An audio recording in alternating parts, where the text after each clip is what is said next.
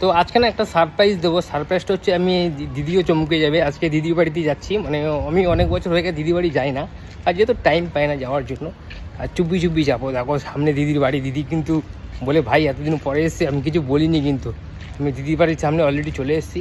তো আসছি দিদির বাড়ির সামনে, ঢুকে পড়েছি অলরেডি। ওরা ঘুমাচ্ছে, দেখি কী করে ডাক দেবো।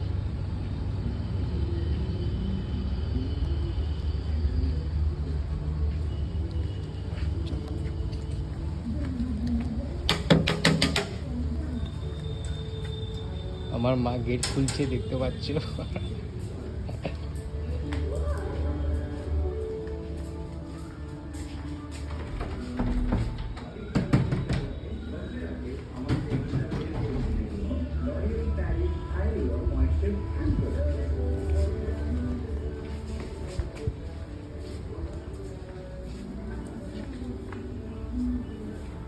ঘুমাচ্ছি।